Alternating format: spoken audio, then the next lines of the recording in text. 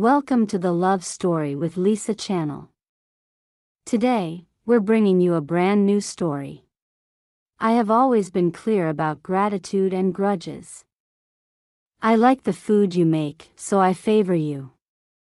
Granting you in marriage to a eunuch that day was indeed my mistake. I have already spoken with the senior palace attendant Fong. From today onward, you will be promoted to chief kitchen steward. Consider it compensation. I raised my head to look at her and found her expression serious. She didn't seem to be joking. What was this supposed to be? Strike someone first, then hand them a sweet date afterward?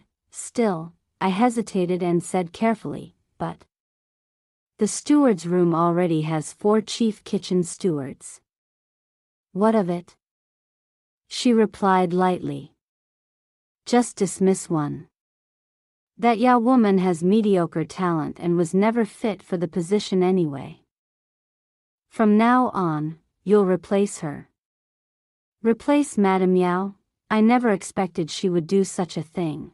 Alarmed, I hurriedly said, Your ladyship, Madame Yao has served in the steward's room for many years and has never made a mistake. That's enough. It's decided. In 1 month, it will be my birthday. When the Empress celebrated hers, the steward's room made many new dishes for her. I want the same. And they must be even better than hers. Don't disappoint me. I still wanted to plead with her, but she had already turned her head away, clearly impatient. If I spoke further, I might only anger her again, so I could only withdraw for the moment and think of a solution later. I almost ran all the way back to the steward's room. Sure enough, as soon as I entered, I saw Madame Yao holding a bundle of her belongings, packing up to leave her quarters. When she saw me, she gave a bitter smile. Why you? I didn't expect you to rise so quickly.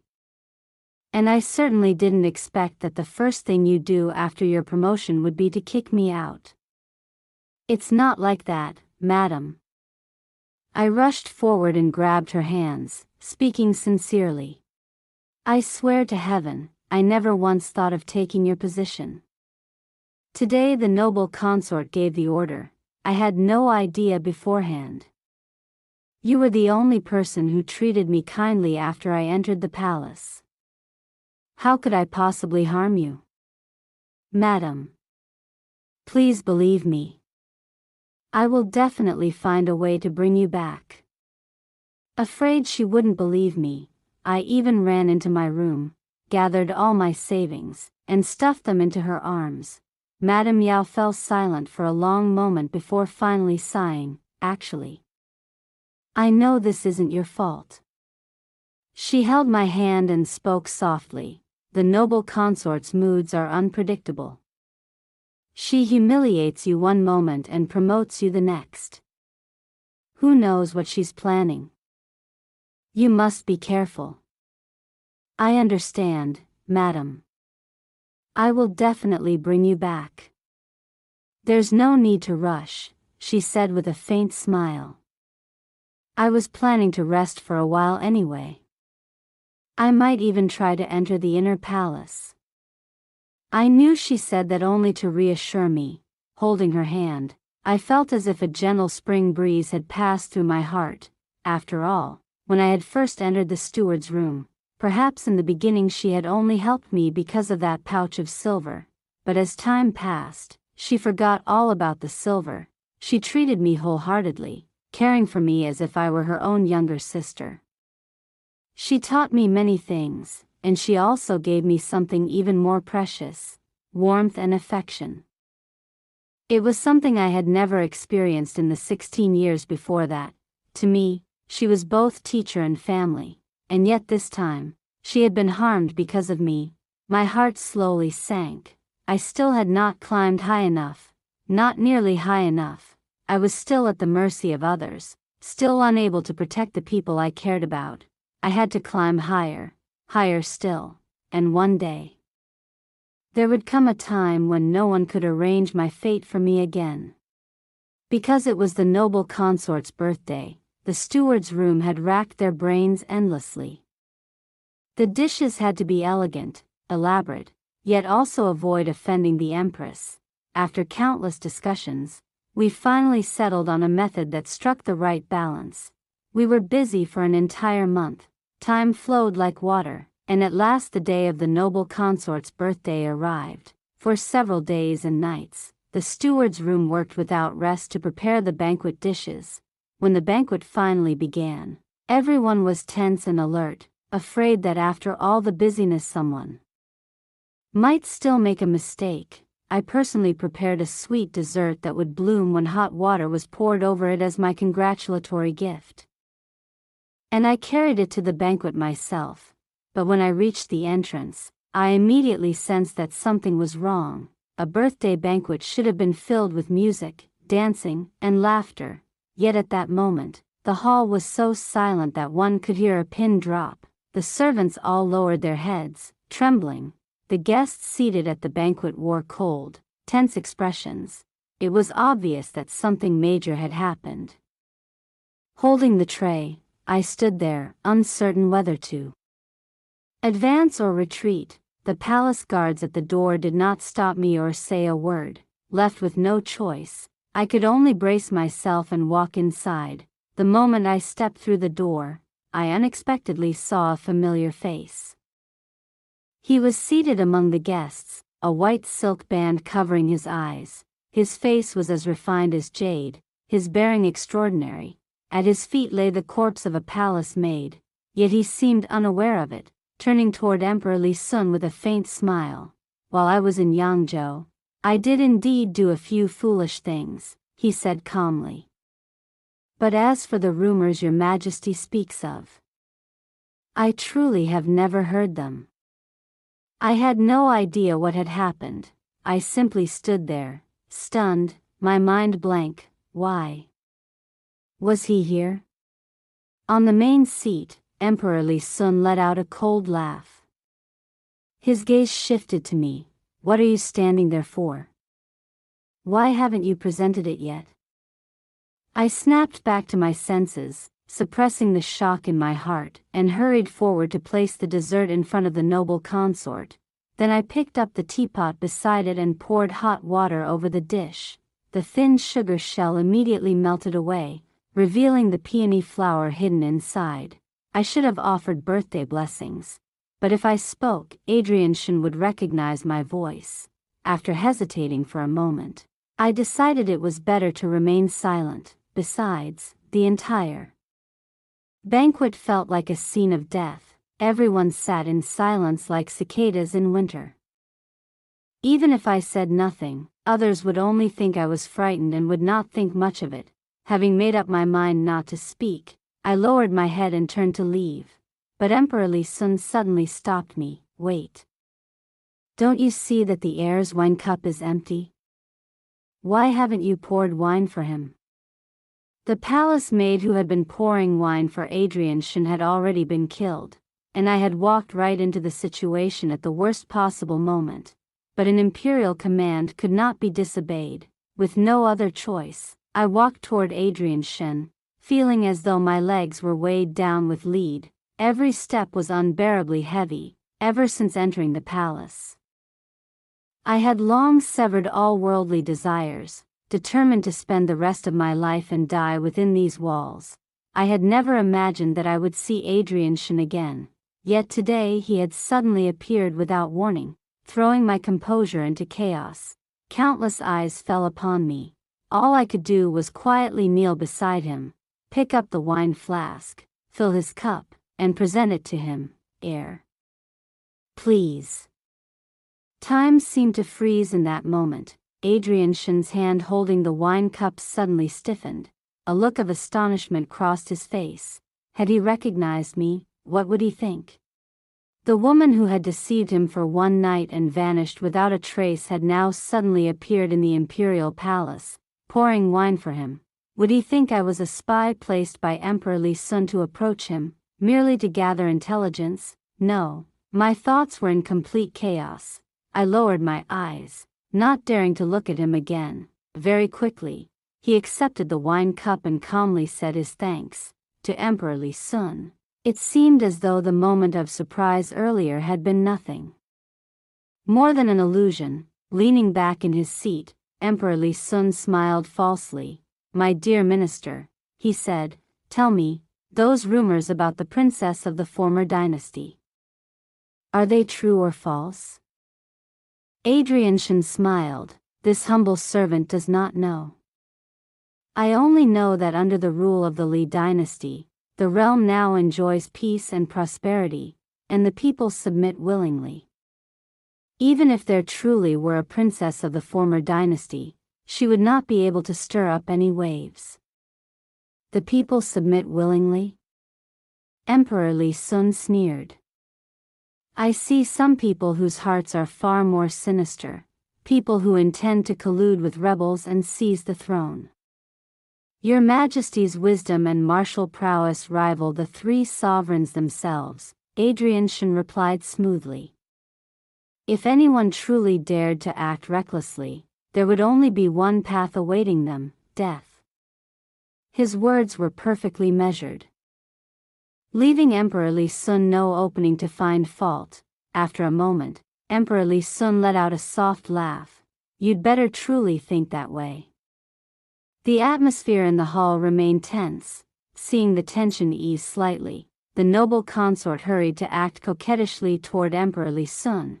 "Your Majesty, I heard the Imperial Music Bureau has prepared many interesting performances. Why not summon them in to liven things up?"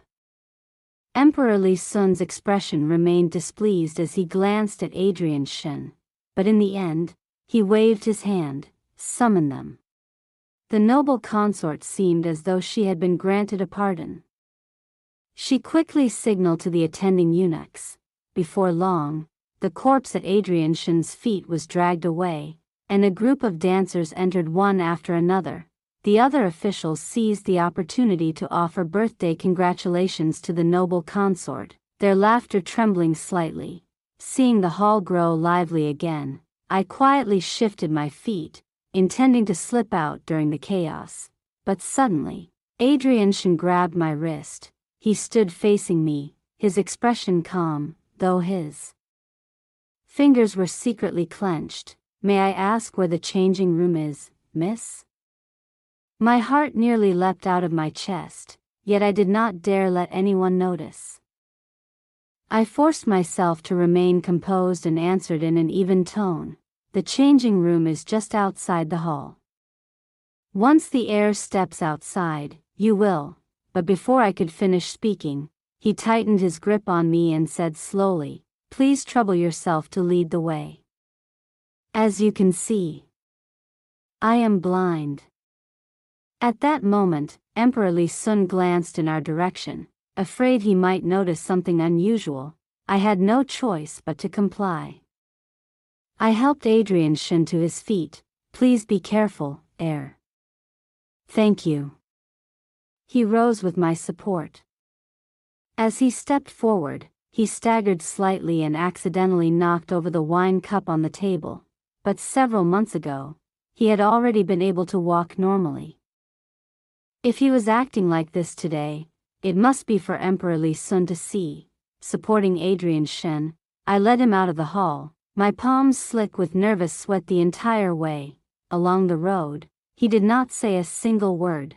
The silence terrified me. All I could do was hope he had not recognized me. After all, there were countless people in the world with similar voices. How could he be certain it was me? Thinking this way eased my heart a little.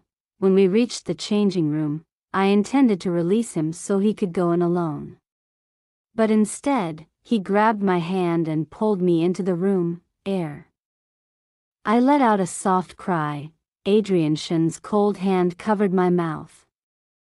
He pressed me against the wall, his body almost completely surrounding mine.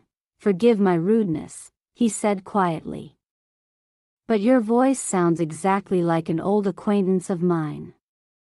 I cannot help but ask for clarification." He slowly released his hand and lowered his head toward me. Even though I knew he could not see, I still felt terrified and did not dare meet his face. Softly, I said, "I'm afraid the heir will be disappointed. There are countless people in this world with similar voices. This servant is not your acquaintance." "Is that so?" He showed no intention of letting me go. My old acquaintance had slender fingers. At the tips of her fingers there was a thin layer of callus, and the joint of her little finger protruded slightly. "Even your hands are exactly like hers. Isn't that a bit too much of a coincidence?" I took a quiet breath and tried to keep my voice calm, though my hands had already clenched the hem of my skirt. "What is so strange about that? Anyone who works as a servant would have hands like this." Adrian Shen's expression darkened further. "What is your name?" "A nobody. Not worth the heir remembering." "When did you enter the palace?" "A long time ago." "I don't remember." No matter what he asked, I refused to answer properly. The silence stretched on. The pressure was so heavy it nearly made it impossible to breathe. Adrian Shen curled his lips into a faint smile. Within that smile was both anger and ridicule. "Jade Shui. I may be blind, but I am not a fool. This servant doesn't know what the heir is talking about." Inside my heart, I was begging, "Please stop asking, please. Stop asking." At that moment, the voice of a young eunuch came from outside the door. "Heir, do you require this servant to come in and assist you?" Adrian Shen frowned. "No need." But the little eunuch refused to leave and persisted, "It's too dark inside. Let this servant come in and light a lamp." Telling a blind man that he wanted to come in and light a lamp. Clearly, if he did not enter, he would not give up. Adrian Shen had no choice but to release me. He pushed the door open. I hurried out after him. Only then did I see that standing beside the young eunuch was Ethan Xia. A wave of relief washed over me. Suppressing my emotions so no one would notice, I clasped my hands and lowered my head. "Eunuch Xia." He returned my greeting politely, then said to Adrian Shen, "Heir, this palace maid is from the steward's room. She doesn't know how to properly attend to guests. This servant has brought you someone more capable. If you need anything, you may simply instruct him." With others present, even if Adrian Shen did not want to let the matter go, he could not continue pressing me. He simply took a breath and forced a faint smile. "Very well." The young eunuch immediately ran forward. I seized the chance to withdraw. "This servant takes her leave." I walked toward Ethan Xia, and together we hurried away. "How did you end up here?" I asked him quietly. Ethan Xia replied, "I heard you were kept behind at the banquet. I was afraid something might happen to you, so I came at once." He glanced back. He had always been very perceptive.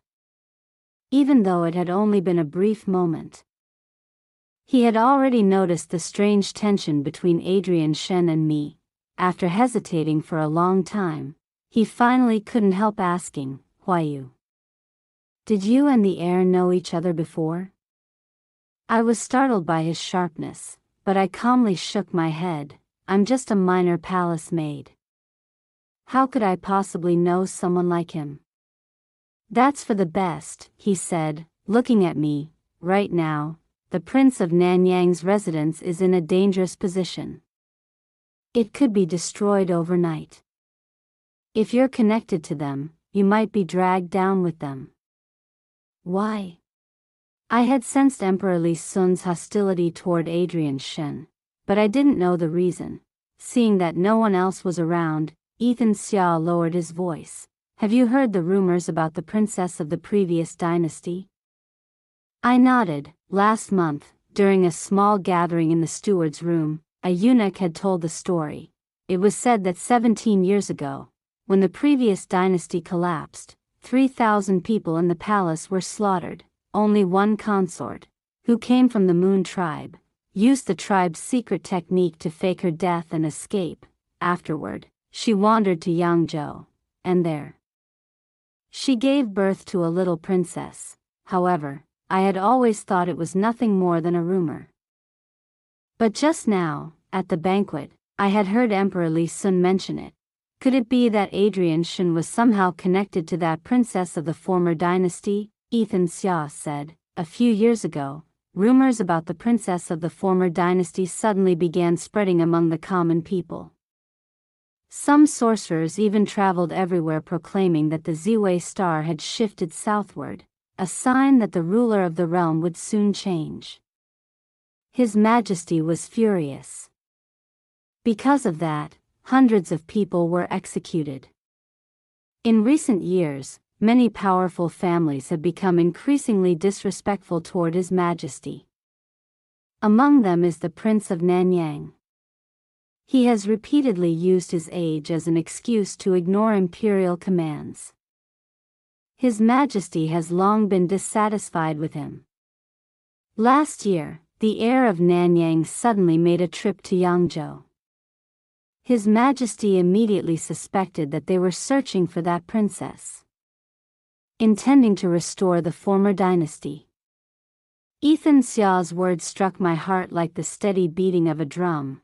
After a moment, I forced a smile. Everyone knows Adrian Shen went to Yangzhou just to enjoy himself. He was even beaten so badly his eyes were blinded. A wastrel like that. How could he possibly have ambitions of rebellion? Although I said those words, my heart felt ice cold, because I knew very well that Adrian Shen was absolutely not a man driven by lust. His trip to Yangzhou was most likely truly to search for that princess of the former dynasty, and the Prince of Nanyang leaving him behind at the northern residence had probably been nothing more than an act to dispel suspicion. Ethan Xia said quietly, "I know that. But what His Majesty thinks, no one can predict. The Prince of Nanyang commands several 100,000 troops, with allies everywhere. Even if something were to happen, he could still protect himself. But you and I, we are nothing more than ants beneath the Son of Heaven's feet. If we become entangled in this matter, we would be crushed to death without even a place to cry out for justice." "I understand." Lowering my head, I returned to the steward's room with Ethan Xia in silence. Dark clouds pressed low in the sky. Spring thunder rumbled faintly beneath them, ready to erupt at any moment. After that night, the situation in the court grew even more tense. Everyone looked out only for themselves. Emperor Li Sun became increasingly suspicious. Night after night he could not sleep, and without reason he executed several guards. A few days later, Ethan Xia told me that Emperor Li Sun had been secretly investigating the Prince of Nanyang's residence but had found no evidence of rebellion. He could not act against the Prince of Nanyang, yet he also did not want to let the matter go. For now, the two sides were locked in a stalemate. All day long I worried for Adrian Shen, breaking out in cold sweats, silently praying that Emperor Li Sun would not suddenly lose his mind. Then, on the 15th day of the third month, Ethan Xia suddenly told me something. Emperor Li Sun has prepared a banquet in the palace and summoned Adrian Shen to attend. My heart jolted with alarm. Whenever a palace banquet was arranged, the chief eunuch would normally inform the steward's room in advance so that food preparations could begin. But this time, the steward's room had received no notice. It was obvious that Emperor Li Sun was setting a trap. If Adrian Shen entered the palace, he would be captured and used as a hostage for Emperor Li Sun to threaten the Prince of Nanyang. If he refused to come, Emperor Li Sun would accuse him of defying the imperial command and send troops to arrest him at the Nanyang residence. Advance, and it meant death. Retreat, and it also meant death. In that case, it would be better for him to flee the capital altogether and openly break with Emperor Li Sun. The Prince of Nanyang's power was immense. Once Adrian Shen crossed into Nanyang territory, Emperor Li Sun would not easily dare to touch him. I believed that someone as intelligent as Adrian Shen would certainly not enter the palace, until the moment he suddenly appeared before me. I pushed open the door. Adrian Shen stood inside the room. His figure was tall and straight, his appearance extraordinary. For a moment, I felt as if I had seen a ghost in broad daylight. "Why are you here?" I shut the door behind me and hurried toward him in 2 quick steps. Yet he remained perfectly calm. "Why shouldn't I be here? Emperor Li Sun summoned you into the palace clearly to capture you. Don't you understand that?" He raised an eyebrow. "If the emperor captures me, what does that have to do with you?" I was instantly speechless. He stepped closer. The medicinal scent on his body became stronger. "You're this concerned, yet you still claim we don't know each other?" At such a critical moment, instead of thinking about escaping, he had come here to force answers from me. I took half a step back, avoiding his gaze. "Heir, please leave quickly. I'm not the person you're looking for. There's no point wasting time with me here." The room fell into complete silence. Adrian Shen's breathing grew heavier. After a moment, he let out a mocking laugh. "Jade Shui. I told you already. I may be blind, but I am not a fool. This servant does not understand what the heir is talking about." "You don't understand? You understand better than anyone." He fell silent for a moment before speaking again, his tone growing harsher. "Jade Shui, when you left me that day, was it because you despised me for being blind, afraid I would drag you down? Or was it because of Ethan Xia?" I had never expected him to mention Ethan Xia. Startled, I looked up at him. "What does this have to do with Ethan Xia?" He advanced step by step, every word sharp and fierce. "Nothing to do with him? I heard you've already married him. So everything you said back then about not minding that I was blind was all a lie. You abandoned me to marry a eunuch. Heir, that's enough, you see. I haven't even said anything about him yet, and you're already defending him so anxiously. And you still say it's not because of him?" Every one of his words stabbed straight into my heart. I didn't know whether he truly believed those things or if he was deliberately provoking me. But either way, he had achieved his purpose. His words had indeed pierced me deeply. I wiped away my tears, suddenly feeling exhausted. After a long silence, I suddenly felt that I was pitiful. All I had wanted was to leave behind the best possible image of myself in his heart. At this point, the image you hold of me in your heart has long since rotted away. What is there left to hide? Very well. I will tell you. I let out a helpless sigh, unwilling yet with no other choice. It's true. I deceived you. Even my name was a lie. In truth, my name isn't Jade at all. My real name is Xuenu. My mother was a courtesan in Yangzhou. In the Shui household, I was the lowest of servants. Even the stable boys who led the horses could order me around. You and I, one of us is a cloud in the heavens, the other a clump of mud on the ground. I was never worthy of you. Never worth your entanglement. Secrets that had once been impossible to speak now came spilling out, and strangely, once spoken, they no longer seemed so terrifying. I looked at him recklessly. What else could I do? I had already laid my ugliest self bare before him. Let him despise me. Let him abandon me. Whatever came, I would accept it. But instead, he was so angry that he laughed. The white silk band covering his eyes hid his sight, but it could not hide the disappointment in his expression. Through clenched teeth, he said, "Jade, You never once asked me. Yet you decided on your own that I would surely despise you. What kind of person do you think I am? You said it yourself. You said the air is as pure as ice, the cleanest place in this world. You said it with your own lips. Yet you never trusted me even a little. I held back my tears and looked at him. Why, Your Highness? What do you mean? My waist suddenly softened as he pulled me into his arms. Warm, soft lips captured mine. For a moment the world went silent.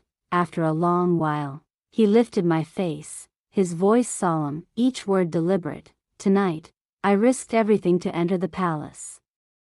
Just to see you. Have you understood my heart yet? I froze. After a long pause, tears suddenly spilled down my cheeks, tears of grievance, and of sweetness, my heir. You don't mind that I'm covered in snow and frost?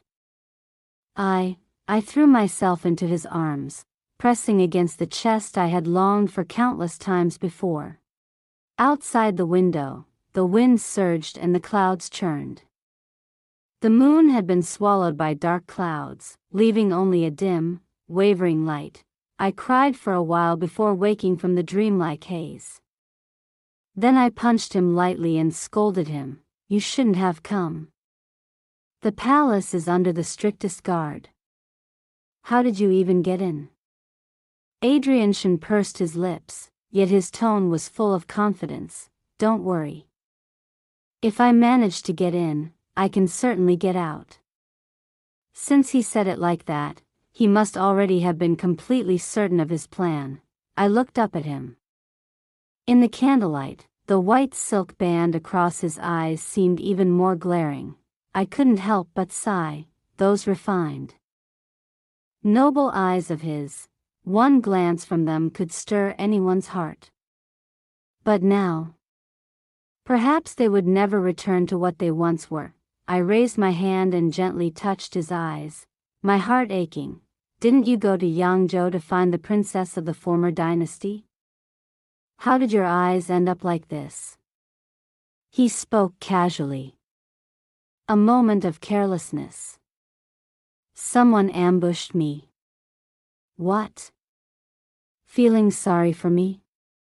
Who would feel sorry for you? I gritted my teeth. I'm already another man's wife now. You only show up now. What meaning does that have? You were the one who left without a word, and now you blame me for coming late. And besides, that Ethan Xia of yours is just a eunuch. Don't say that about him. He clicked his tongue at my reaction. I didn't say anything bad about him. Why are you rushing to defend him? Don't rush to judge him. He's a pitiful man too. You were born noble, raised in luxury from childhood. You can't understand the likes of us servants. You don't know how humiliating that word, eunuch, can be. Adrianchen looked startled when he heard that, but he quickly understood what I meant. For a moment, he had no words. The air suddenly fell silent. I asked softly, what will you do after this? I'll return to Nanyang first. We'll think about the rest later. The 14 cities of the south all belong to the Shen family. As long as he returned to Nanyang, he would have the strength to oppose Emperor Li Sun, but would we ever meet again? He didn't answer. The times were chaotic. The Shen family stood on the brink of danger. Even he himself probably didn't know how long he would live. How could he possibly promise me anything? While we spoke, the palace suddenly erupted into chaos. Adrianchen had entered the palace by imperial summons, yet had disappeared midway. Now the Imperial Guard had begun searching everywhere with torches. Even outside the Orchid Supervisory Court, hurried footsteps echoed. A man dressed in black leapt through the window and urged urgently. Your Highness, it's time to go. I realized this man must be the reason Adrian Shen had managed to slip into the palace. Though I was unwilling 1,000 times over, I still pushed him away. Go. Quickly. He held my hand tightly. After a moment of silence, he said quietly, "Live well." My heart twisted in pain, yet I forced a smile. You too. Live well. By the time the Imperial Guards burst in, Adrian Shen was already gone. By Imperial order, we are conducting a search. Anyone not involved, step aside. The room wasn't large. They turned the place upside down briefly before leaving. That night, the Imperial Guard searched the entire palace but failed to find Adrian Shen.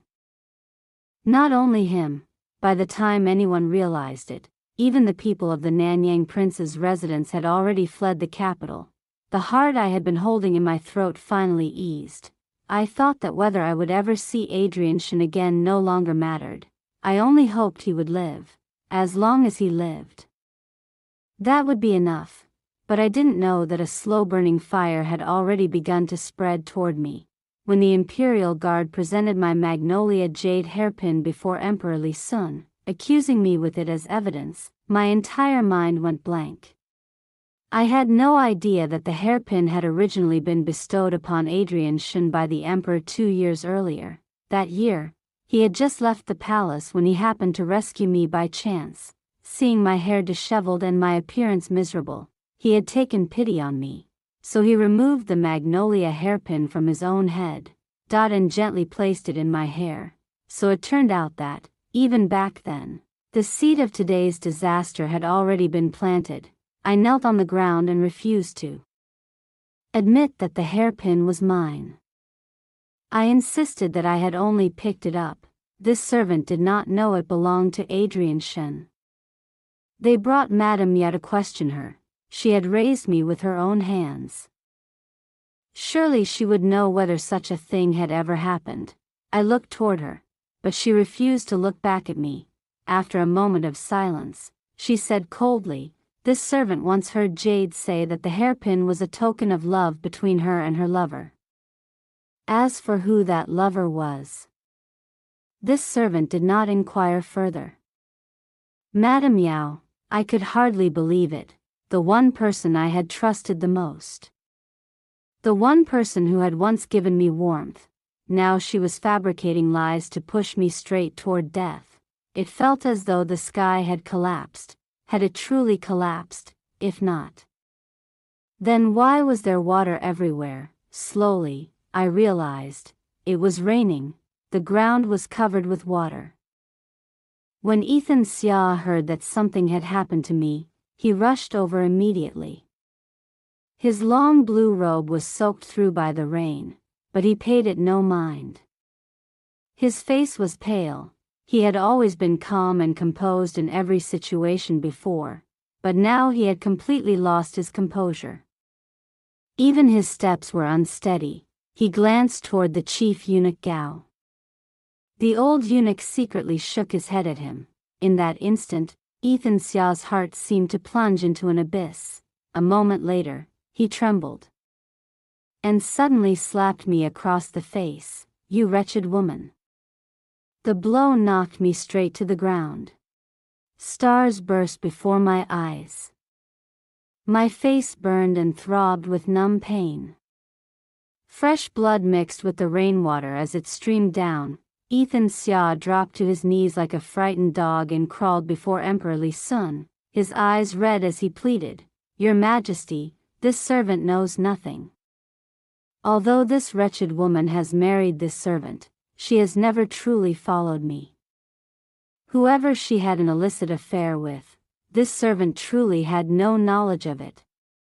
Emperor Li Sun said nothing. Ethan Xia crawled again, this time toward the chief eunuch. "Father, I truly knew nothing."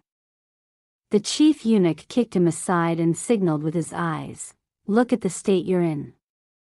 His Majesty hasn't even said what he intends to do yet. Get up."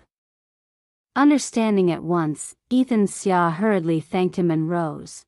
I raised my hand in a daze and wiped the blood from my face. I did not blame Ethan Xia. If he did not cut ties with me, he would be dragged into prison as well. When survival was at stake, heaven and earth themselves would collapse. There was nothing wrong with what he had done. The chief eunuch carefully held up the hairpin for Emperor Li Sun and asked respectfully, "Your Majesty, how should this lowly maid be dealt with?"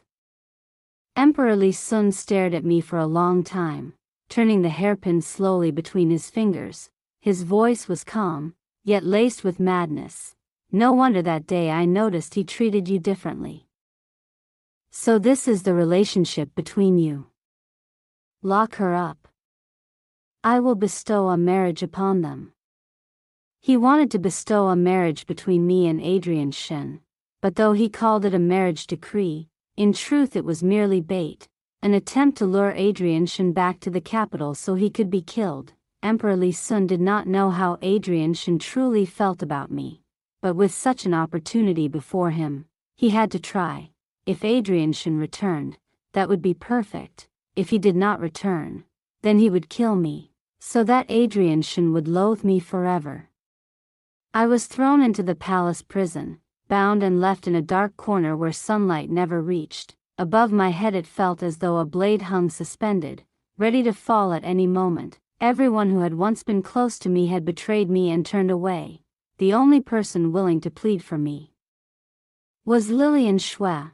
I had always believed she was timid, afraid of trouble, someone who would never involve herself in such matters. Back in the Xue household, when Madame Xue beat me, she never dared say a single word in my defense. But now, before a tyrant where a single careless word could cost one's head, she actually dared. She knelt at his feet, crying as she begged him to spare me. Emperor Li Sun asked her, "Why are you pleading for a mere maid?" She replied, "Because she is my younger sister, Your Majesty. It is this concubine who has wronged her. I did not treat her well. That is why she was deceived by Adrian Shen. I beg Your Majesty, please spare her. She already knows her mistake." If anyone else had spoken such words, their head would likely have been cut off on the spot, but Emperor Li Sun seemed somewhat fond of her. In the end, he could not bring himself to punish her.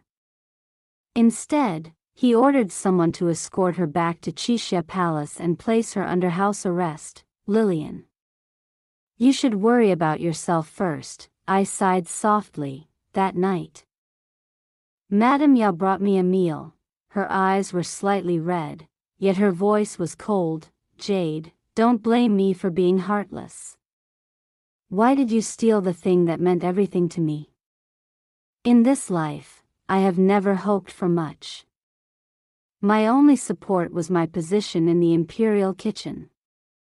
When I was young, I trusted people too easily and was always deceived. Even at 36, I was still nothing more than a mere kitchen steward. Every day I told myself never to trust anyone again. But in the end, you still fooled me. Jade, I once truly liked you. If you wish to blame someone, you can only blame yourself for betraying me." In the dim light, I could not clearly see her face, but I could see that her clothes had changed.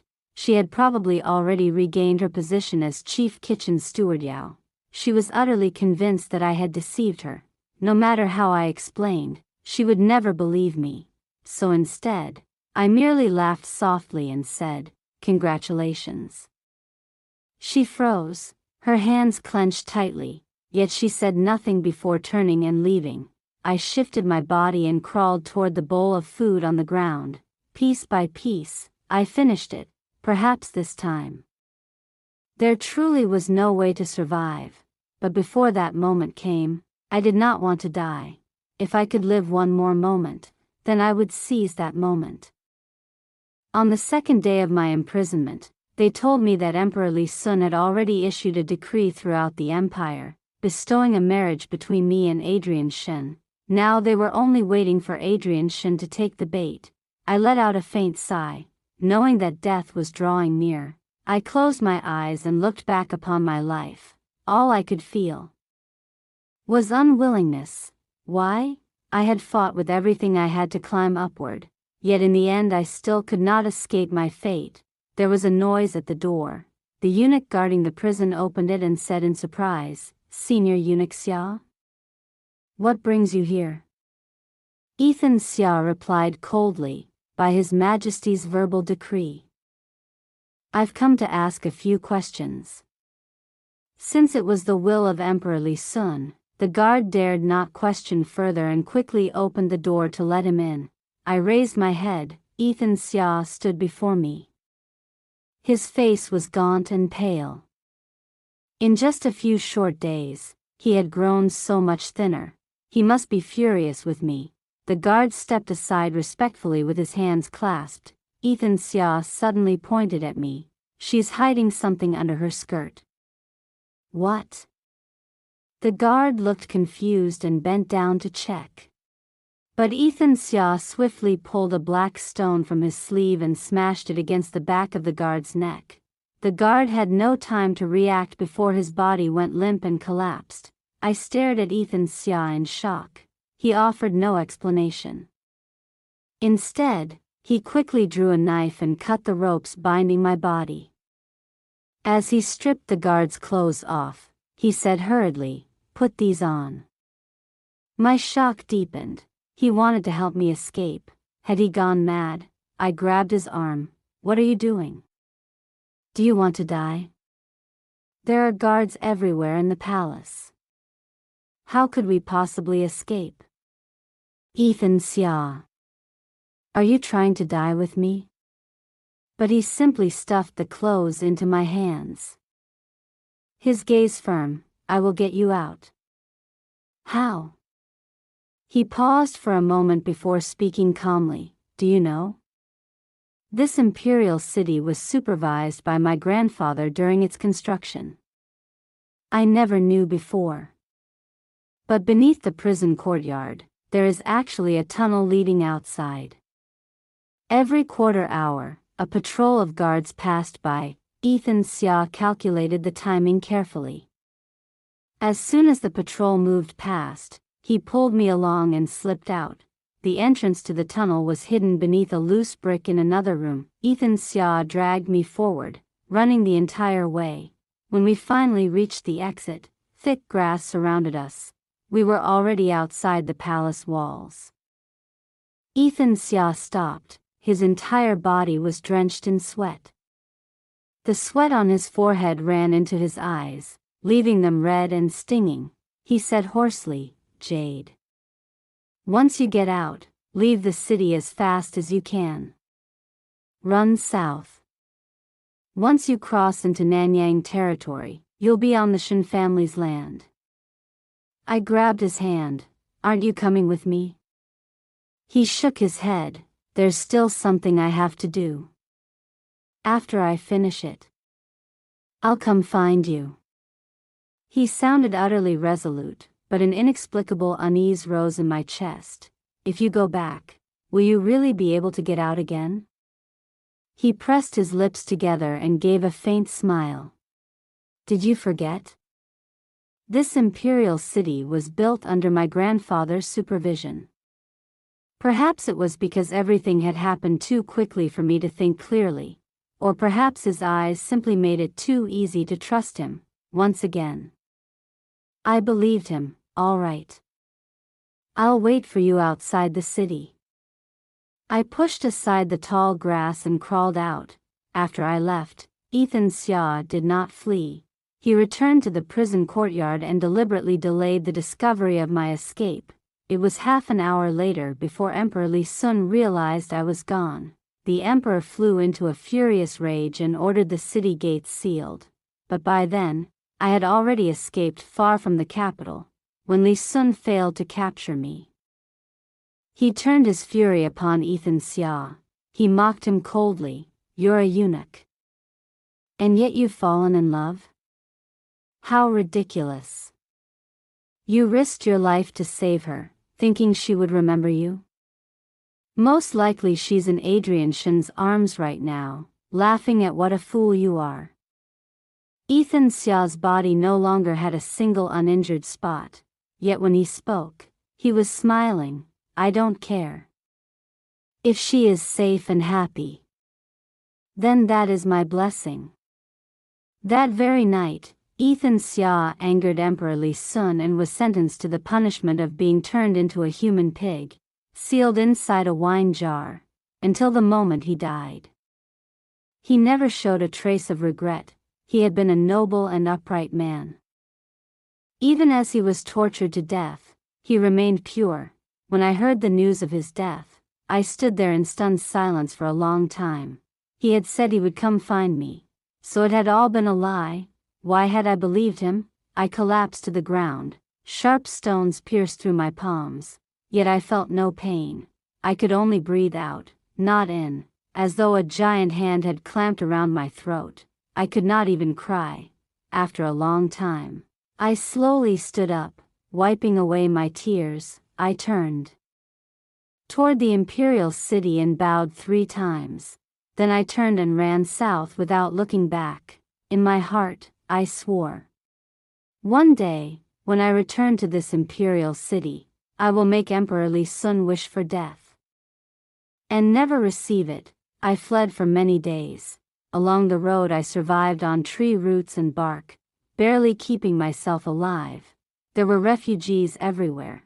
Many collapsed and died of hunger along the roadside. The travelers passing by didn't even spare them a glance as they continued on their way. There were simply too many dead to bury. Several days later, I staggered into a small village, so hungry I could barely crawl. Half conscious, I knocked on the door of a small house. An elderly couple answered. I begged them for a little food, although disasters had been constant and food was scarce. The old couple still welcomed me in and brought me a bowl of soup. I held the bowl and drank it clean. Afterward, they even prepared a bed for me to rest. Without ceremony, I collapsed onto it and fell asleep immediately. In my hazy sleep, I heard the sound of a blade being sharpened outside. The woman said, "She's too thin." The man replied, "But the meat is still tender. She could be traded for a whole stone of barley bran." That's enough. I thought to myself, they truly were a kind couple. Before killing me, they had even given me a full meal. In that case, I would let them die quickly. At dusk, the old couple entered the room, trembling as they held their knives. I hid behind the door with a hoe in my hands. 1 strike each, clean. Decisive. They didn't even have time to cry out. Silently, I tied the sharpened wood chopping knife around my waist. Then, under the cover of night, I left. I reached a river. Someone told me that once I crossed this river, I would be within the borders of Nanyang. Although the river was wide, in spring the water ran shallow. One could feel for the stones beneath and cross step by step. But now Emperor Li Sun was attacking Nanyang. To prevent spies from slipping across the river, patrols were stationed on the opposite bank. If they saw anyone crossing, they would shoot without hesitation. Still, I had to cross. Only by crossing could I live. Under the astonished gaze of the man who had warned me, I stepped down into the river. I was gambling that they would not kill me, gambling that my life was tough enough to survive, gambling that this time I would finally win once. Several arrows flew toward me, but each one merely grazed past my body and plunged into the water. I knew then that I had won the wager. Step by step, I waded toward the opposite bank. Before long, the sound of bowstrings from the other side stopped. Someone rode forward on horseback and shouted loudly, "Who goes there?" I climbed onto the bank and said calmly, "Take me to see the heir. Tell him my name is Jade." Once inside the city, I discovered that red lanterns were hanging everywhere. The soldier escorting me said, "The heir is preparing to welcome his bride." I froze. Adrian Shen was getting married. The soldier said nothing more and escorted me into the Shen residence. This was the old estate of the Shen family. It was enormous, several times larger than their princely residence in the capital. The moment I entered the inner courtyard, I heard hurried footsteps. Behind the moon gate, someone called out, "Heir. She's just ahead." I turned my head. Adrian Shen came running toward me unsteadily, nearly tripping over a flower pot. His robe, white as moonlight, was stained in several places. It was clear that before rushing here, he had already fallen once. When he reached the doorway, he stopped. His voice trembled as he called, "Jade." After wandering homeless and sleeping under the open sky for so many days, I had finally seen him again. My throat tightened. "It's me." "It really is you?" Adrian Shen strode forward and pulled me into his arms. The joy of finding what he thought he had lost made him seem as if he were dreaming. "I thought you were still in the capital. How did you get here?" "I escaped." "You must have suffered so much." He held me too tightly, almost making it hard to breathe. Yet I endured it, unwilling to let go. After a moment, I looked around at the courtyard filled with red lanterns and gently pushed him away. "When I arrived, they said you were about to marry." "Congratulations." "I wonder whose daughter you are marrying?" Adrian Shen froze. Then he ground his teeth in irritation. "Whose daughter would I marry? Think about it yourself." "Jade, what kind of man do you take me for? Would I rush into the palace to find you one moment, and then marry another woman the next?"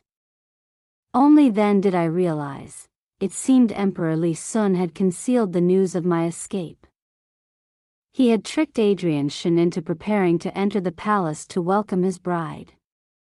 And Adrian Shen, though fully aware that it might be a trap, had still been preparing to go. I hugged him tightly once more. Perhaps fate still had a little kindness left for me after all. After many days, I finally had a proper meal. When no one else was around, I asked Adrian Shen whether he had found the princess of the former dynasty. He shook his head, his expression grave.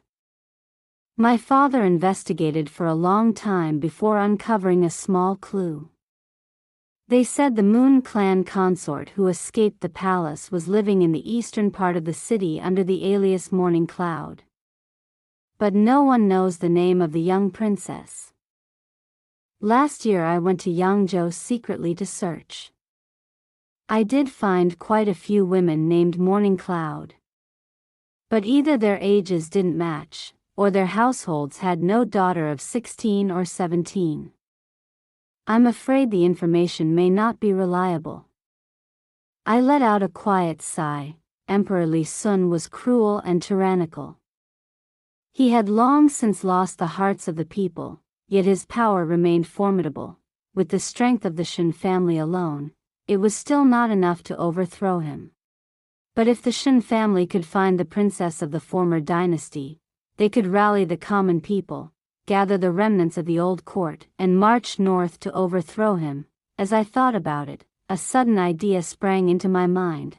The moment it appeared, it grew like a wild weed, breaking through its seed shell, splitting stone, spreading uncontrollably. I looked at Adrian Shen. At last I could not hold back. Grabbing his hand, I said, "If we can't find her, then why can't I be that princess of the former dynasty?" Adrian Shen was stunned. "You mean impersonate the princess?" "Yes. If there is no such princess in this world, then no one can prove that I am not her. And if she truly exists, then once she hears someone is impersonating her, she will appear to expose me. In that case, it will save you the trouble of searching for her." But in my heart, I had another layer of calculation. If the princess did not exist, I would seize this opportunity to grasp power for myself, and if she truly existed and came to expose me, that was fine as well. By the time she appeared, I would already hold power in my hands. She might not even be able to touch me. By then, false could become true, and true could become false, of course. These filthy ambitions were not something I would ever tell Adrian Shen. Adrian Shen was deeply shocked. He understood that my proposal was feasible. But he could hardly believe I possessed such courage. If we truly marched to overthrow Emperor Li Sun, we would be risking our heads on the battlefield. Aren't you afraid of death? I am. But if I die on a road I chose myself, then it would not be unjust.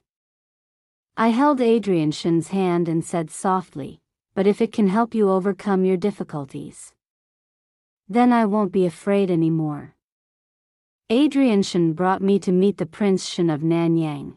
In truth, the prince had long entertained such an idea. But as a man from a noble and upright lineage, he could not openly propose something so improper himself. After I persuaded him, my suggestion suited his intentions perfectly. Besides, I had no family to rely on. It was clear that I truly cared for Adrian Shen. Even if we succeeded in the future, would not betray the Shen family. In every sense, I was the perfect candidate. He sighed as he spoke, saying it was all for the greater cause. Yet even as he said it, he ordered someone to send the message out immediately. His words flowed smoothly. It was obvious he had already considered this plan countless times before.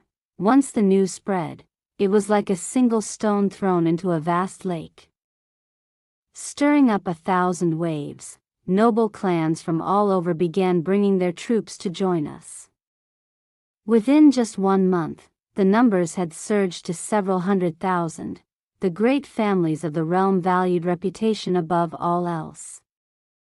Many of them had long intended to rebel against Emperor Li Sun, but none wished to bear the name of traitor or rebel. Now, with the banner of the princess of the former dynasty, their campaign against Li Sun became righteous and legitimate. As for whether I truly was that princess, they might not even care. 10 days later, I ascended the throne in Nanyang. My reign title was Yingsheng, born in response to heaven's mandate, like the sun rising at noon. Among the noble families, most treated me with outward respect, but there were still some who showed me little regard. Some doubted my identity, others simply looked down on me because I was a woman. Fortunately, they could do nothing to me except show their attitude. When the army marched out, they even had a suit of armor forged for me. General Pei Su, the young general of Xuancheng, folded his arms and sneered. This armor weighs 39 jin. If the princess can't bear it, she can stay in the tent embroidering flowers instead of following the army. This man had always doubted my identity. Time and again he had spoken to me with disrespect, yet Adrian Shen only said that Pei Su was young and impulsive, telling me not to mind him. But I saw it differently. When a dog bites, it must be trained. If you treat it kindly, it will think you are weak and easy to bully. Only when you whip it will it understand who its master is. I swung my sword and sliced off a lock of his hair. Then I said coldly, I am not some delicate young lady. If General Pei does not learn how to speak properly, I wouldn't mind using your tongue as a snack. Pei Su froze in shock. A moment later, his face flushed red and he stormed away. Emperor Li Sun had indulged himself in debauchery for many years. The combat strength of his armies had long declined. Our forces were like a crushing force of bamboo splitting open. Within a single month, we had captured dozens of cities. By the time we reached Handan, something unexpected happened. One night, Adrian Shen was summoned away by the Prince Shen of Nanyang. Suddenly, a familiar-looking soldier came to me and claimed they had confiscated a strange object, inviting me to come and see it. I was cautious, bringing along the guards Adrian Shen had left to protect me. I followed him, but the moment I entered the rear tent, my retreat was cut off. Startled, I looked inside. There stood Pei Su, his expression dark, Beside him were several people dressed in strange garments. At their head stood an old man with completely white hair, my hand pressed tightly against the sword at my waist. "General Pei," I asked, "what is the meaning of this?" Pei Su sneered, "Princess, do you recognize these people?" My gaze fell upon the patterns on the old man's clothing. For some reason, they seemed strangely familiar. When I looked closer, my heart trembled. The Moon Clan. That was right. The old man stepped forward. His eyes held both anticipation and hidden caution. For many years I searched but could not find my daughter. Last month I suddenly heard that my granddaughter had raised an army in Nanyang. So despite wind and rain, I came here to see the truth for myself. This man, he was the father of the Moon Clan consort. For a moment, my heart wavered, but then I remembered, he had never actually met the princess. How could he possibly prove that I was not her? So I spoke first. "How will you prove that you are truly my grandfather?" The old man remained calm. From his sleeve he took out a small box. "Our Moon Clan possesses a kind of poison worm that can verify blood relations. I have fed it with my own blood. All we need is a drop of the princess's blood. If the worm drinks it, it will prove that we are of the same family." This move was completely beyond my expectations. I let out a mocking laugh. How ridiculous. Who knows whether that worm is real or fake? This poison worm has been passed down in the Moon Clan for 1,000 years, the old man replied steadily. It has never once failed. If the princess truly is a descendant of the Moon Clan, I will bring 20,000 loyal warriors to serve her and help her achieve victory. Pei Su added coldly, "Princess, if you won't even agree to the test. Could it be that you have a guilty conscience?" "What would I have to feel guilty about?" "Then please."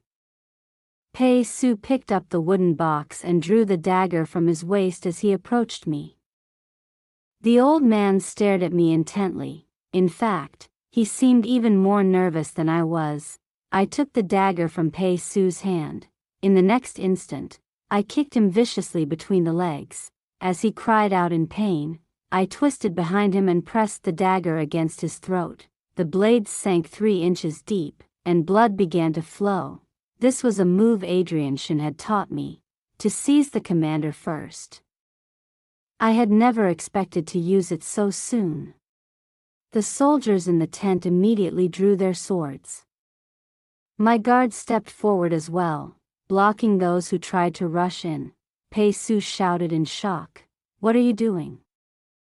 I steadied my breathing and said calmly, "General Pei, you've always been dissatisfied with me. How do I know you haven't secretly arranged something to frame me? I didn't claw my way to this position just to be dragged down by someone so easily." After saying that, I looked at the old man. "Grandfather, you and I are family. There's no need for any test. I promise you, once I reclaim the empire, I will ensure that the Moon Clan lives in peace for generations. No one will ever dare harm you. So, what do you think?" I was gambling again, because when dealing with the leader of a clan, the greatest desire was always survival and protection for their people.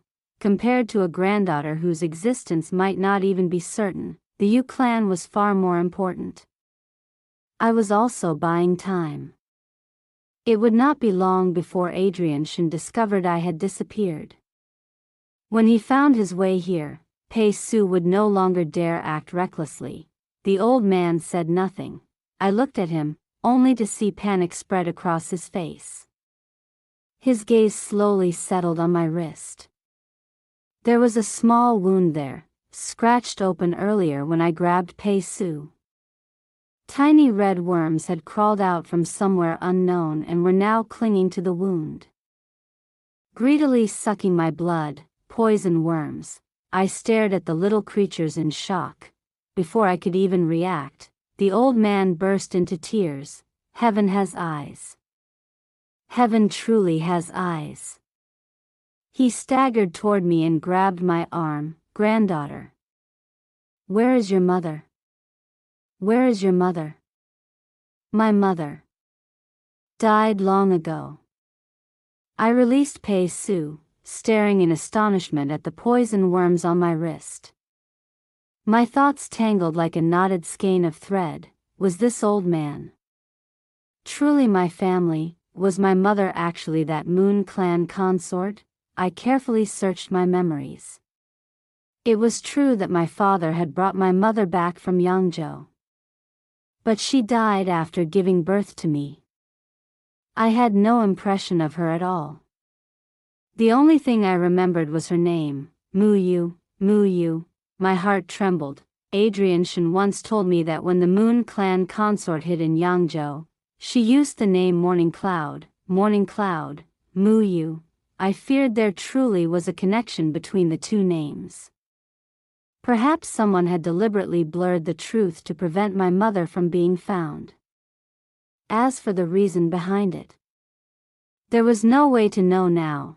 Not long afterward, Adrian Shen led his men charging in.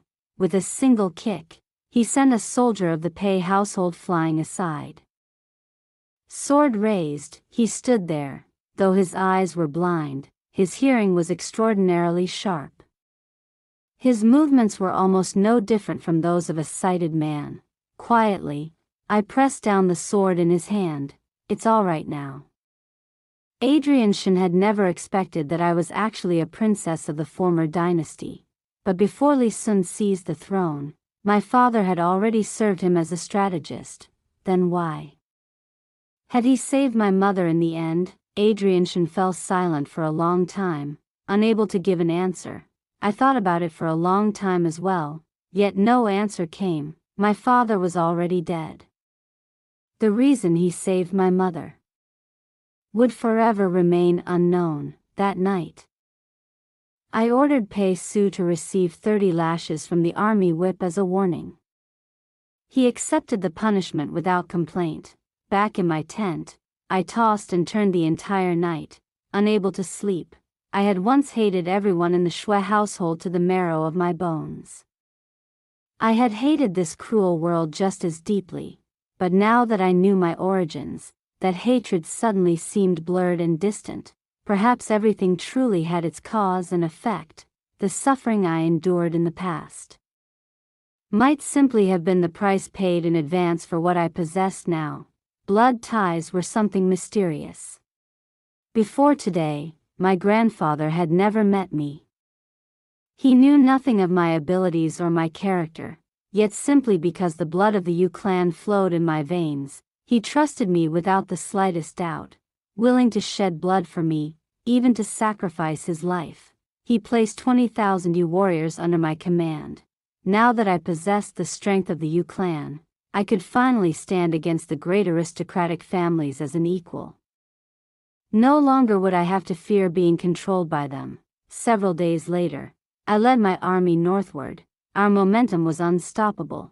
Li Sun's soldiers fell one after another, their ranks collapsing in defeat, retreating again and again without the strength to resist. In the spring of the following year, the imperial city was finally breached. When I was wandering in exile, I once swore to heaven that if I ever returned to the imperial city, I would never allow Li Sun the mercy of an easy death. Today, it was time to fulfill that oath. By the time I entered the palace, Li Sun had already lit a fire and intended to die together with noble consort Zheng. But after the flames rose, he regretted it. Thus, the moment I arrived at the palace of radiant jade, I saw a charred figure crawling out of the sea of fire, rolling desperately across the ground. Noble consort Zheng was still inside, crying out, "Brother Sun! Brother Sun!" Before long, her voice fell silent. A year ago, she had once sat upon her bed declaring that no one could ever steal the emperor away from her. The memory was still vivid in my mind. I wondered.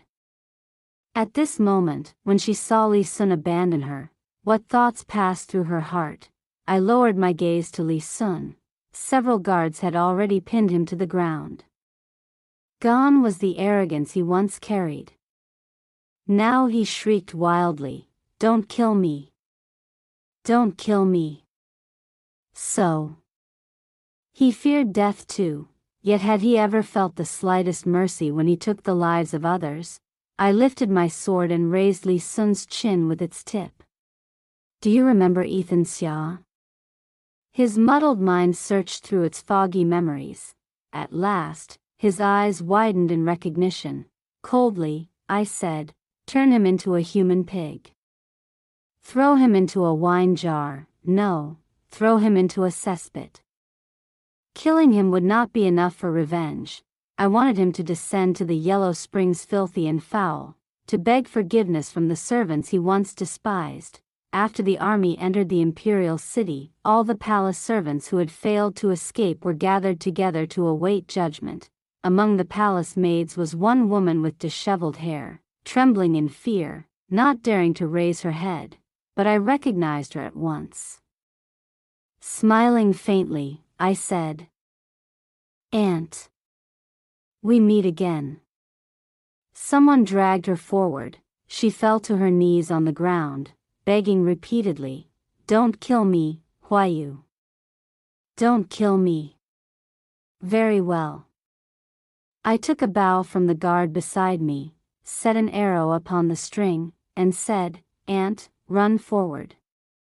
If this arrow of mine fails to strike you, I will spare your life." Her eyes lit up. She scrambled to her feet and ran forward desperately. I drew the bow, watching her fleeing back as she ran with all her might. Suddenly, memories blurred in my mind. Long ago, on a rainy day, she had once run ahead of me like this. Turning back, she waved her hand and called out, "Huayu. It's pouring, run faster." I had replied, "Aunt, we're not allowed to run inside the palace." She grabbed my hand and laughed brightly, "Silly girl. Who would see us?" I remembered another time when boiling water scalded me. The pain kept me awake all night. She held my hand and gently blew on it for hours. Back then, I had always thought, if my mother were still alive, she would surely care for me just the same. Aunt Yao and we should never have ended up walking this road together. There seemed to be loose stones scattered on the ground. Aunt Yao had not run very far before she tripped and fell face first onto the earth. She turned her head back in terror to look at me, only to discover that I had already thrown the bow and arrow away. She stared blankly at the bow lying on the ground, then looked at me again. Regret and despair spread across her face. Covering her face with both hands, she burst into loud sobs. I thought perhaps she had remembered something as well. "Huayu." Her voice choked with tears as she slammed her head against the palace wall. Not long afterward, my subordinates found Lillian Xue in the prison of the Court of Judicature. Ever since I began my northern campaign, she had been imprisoned there. Later, the Su family was also stripped of their property and exiled, before the imperial officers entered their residence. Madame Xue had used a length of silk to hang herself in the ancestral hall. When they brought Lillian Xue before me, her clothes were torn and ragged. Panic filled her face as she muttered endlessly to herself, "I don't know. I don't know. I don't know anything." After being thrown into prison, Emperor Li Sun had tortured her day after day. She had long since gone mad. Once, she had been so beautiful. Now her body was covered in sores, like a beggar on the streets. I could no longer hold back. My voice choked as I called out to her, "Kimchi." She lifted her head in confusion. The moment she saw me, she suddenly burst into anguished cries, "Huayu. Run! Run! Kimchi, you don't need to run anymore. No one will bully us again." But she only continued crying, "Huayu, run quickly. She struggled violently, so fiercely that several people could not hold her back. I hurried forward and embraced her. My heart ached as though someone had carved away a piece of flesh. She was so thin, nothing but skin and bones. Holding her felt like holding a bundle of dry twigs. There had always been many things between us. She understood me. I understood her, but we had never spoken those things aloud. Now the storms had finally passed and the sea was calm. Yet she had been ruined into this state. She did not even understand when I called her sister. Early the next morning, I sat by the window and combed Lillian Shue's hair. I dressed her in clean clothes, a pale yellow gown, the one she had always liked best. The skirt was embroidered with splendid flowers, as vibrant as a 15-year-old girl. But she trembled and hugged herself, stammering in fear, "Please. No. I don't want to attend the emperor." My heart felt as if it were pierced by needles. I gripped her shoulders tightly. "Kimchi. It's me. I'm Huayu. Huayu. You're Huayu." She looked at me in the mirror, her eyes filled with confusion and unease. "Huayu. Why are you here?" They're looking for you. Hurry and hide." "Kimchi, there's no need to hide anymore. No one can bully me now." I set down the comb and half knelt before her, pressing her ice-cold hands against my chest. "Kimchi, do you know? I've already reached the highest place. You're happy for me, aren't you?" She didn't understand. Slowly, she turned to look at her reflection in the mirror and lifted a hand to touch her own face. "Huayu. I'll take good care of myself. Wait until I become the emperor's favorite consort. Then I'll definitely bring you back." I remained silent for a long time. Finally, I lowered my head onto her knees and let out a helpless sigh. The door opened. Adrian Shen stood at the doorway. A gust of wind swept in, making his white robes flutter in the air. He extended his hand toward me. "It's time to go."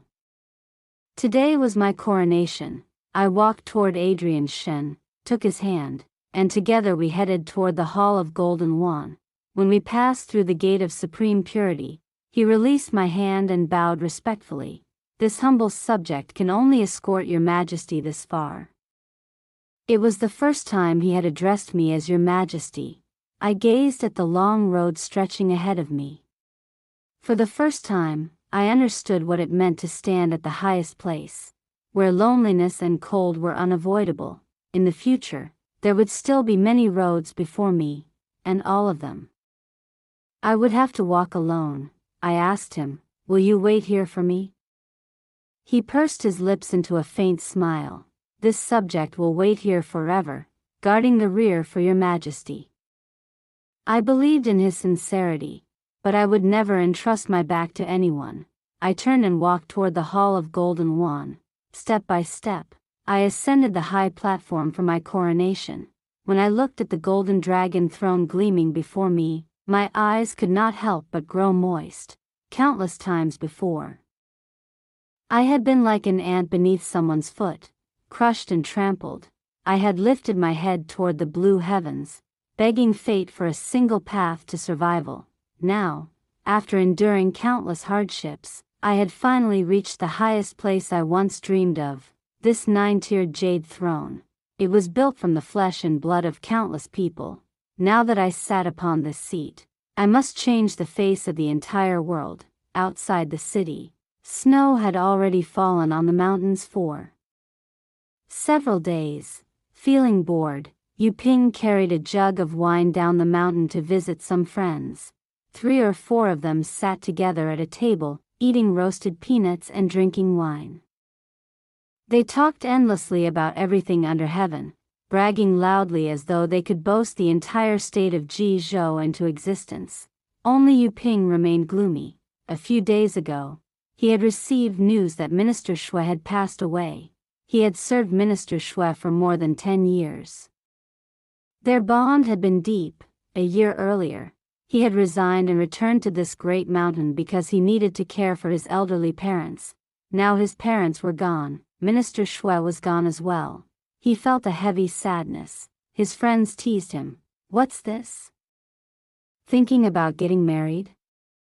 He waved his hand impatiently. Go away, go away. Is that all you people can think about? His friends snorted. We're just common folk. You talk like you've got some grand future ahead of you. Yu Ping fell silent. He had no grand future, but in his heart, he carried a secret so great it could pierce the heavens. He had already drunk too much.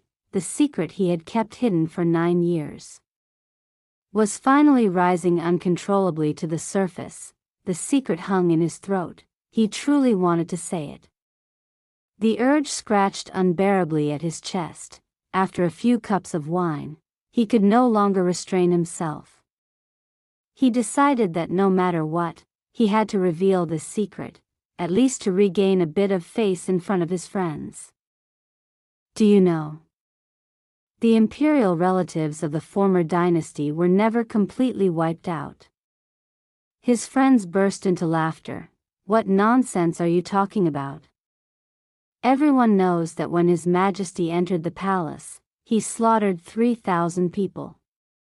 Anyone even slightly connected to the former royal family was exterminated. How could any imperial relative still be alive? What do you people know?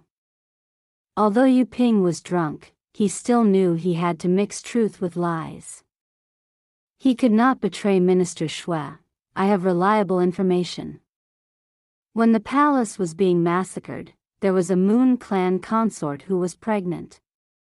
She used a fake death to escape and fled to Yangzhou. After that, she changed her name to. As he spoke, he recalled the scene from years ago in Yangzhou. The woman named Mu Yu stood with her swollen belly, kneeling at Minister Xue's feet, begging him to spare her life. She was a consort of the former dynasty, and inside her womb, she carried the emperor's child. Sparing her was a crime punishable by death. Yet Minister Xue hesitated for a long time. In the end, he still saved her and brought her back to his residence. Yu Ping knew why Minister Xue had saved Mu Yu. Because before that, in the quiet hours of night, Minister Xue would often sigh deeply. The emperor slaughtered 3,000 people because of a single remonstration from me. Only after entering the palace did I realize what a monstrous sin that truly was. 3,000 people. Yu Ping still remembered the mountain of corpses piled higher than the city tower. Minister Xue had always lived with regret, but he had already sworn loyalty to the emperor. He absolutely could not release that woman and allow her to return to the Yu clan. After thinking it over again and again, the only solution was to take her into his own home. His friends urged impatiently. So what name did she change to? Yu Ping took a swallow of wine and said, she changed her name to Morning Cloud. And then what? Then she gave birth to a little princess. When Minister Xue brought Mu Yu back to the residence, he deceived everyone by saying she was a courtesan from Yangzhou who had nowhere to go. She was carrying his child, so he had brought her home. Minister Xue was only a minor official. Bringing a courtesan into his household attracted little attention, and no one really cared. But Madame Xue cared. On the surface, she generously accepted Mu Yu. But behind the scenes, she secretly made her move. When Mu Yu was about to give birth, Madame Xue drove her into the horse stable. By the time Minister Xue rushed back, Mu Yu was already dead. She had taken off her clothes to wrap the newborn girl in them. While she herself froze to death in the icy wind and snow, Minister Xue rescued the child. He begged Madame Xue to spare the baby's life. Madame Xue hated Mu Yu to the bone. She cursed Minister Xue viciously, demanding to know why he insisted on keeping the courtesan's child. Minister Xue's face was pale. He was actually still a young man. Yet years of torment from nightmares had made him appear like an old one. he said quietly. "I do not ask you to treat her well. I only ask that you spare her life. As long as the child can live. No matter how." "These were your own words," Madame Xue said. "In the end, she spared the child's life and handed her over to an old servant in the household to raise." Minister Xue kept his promise. No matter how Madame Xue treated the child, he never interfered. That child suffered greatly. She lost her mother the moment she was born. She did not even have a name. Madame Xue deliberately tormented her, calling her servant slave, and forced her to work as a servant from a young age. One day, another young lady of the household discovered servant slave. She liked her very much and would secretly go find her to play. The young lady of the residence had always been lonely. Servant slave was her only friend. Later, the young lady learned that servant slave was actually her younger sister. She was both shocked and heartbroken. One day, when Madame Xue was beating servant slave, the girl cried and pleaded, "Mother, why are you treating my sister like this? Why are you hitting her?" Madame Xue had always doted on her daughter. But hearing those words, she flew into a rage. "Who told you she is your sister? She's nothing but a slave. If you dare plead for her again, I'll tear your mouth apart."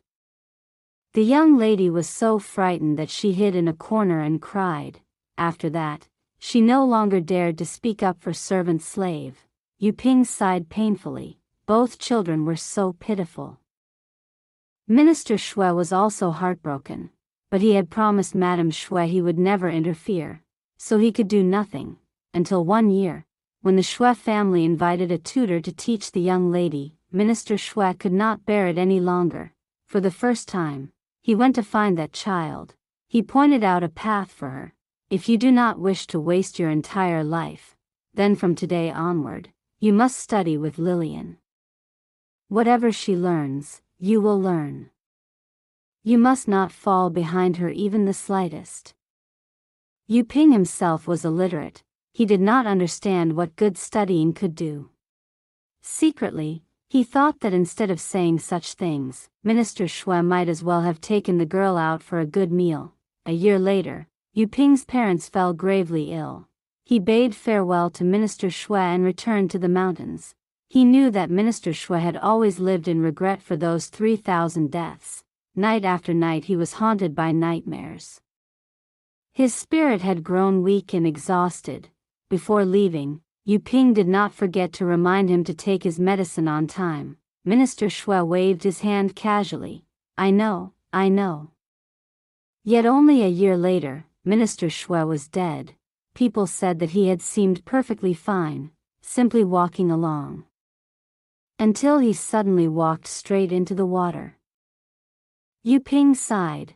After he left, Minister Xue must not have taken his medicine regularly. At the drinking table, his friends nudged him.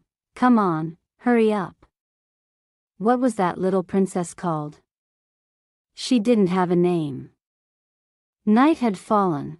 Ignoring the wind and snow, Yu Ping staggered home through the storm.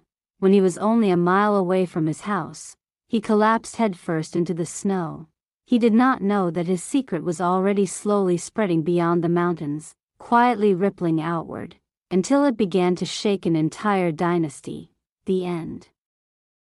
If you enjoyed the story, don't forget to like and subscribe to Love Stories with Lisa for more stories. Thank you so much.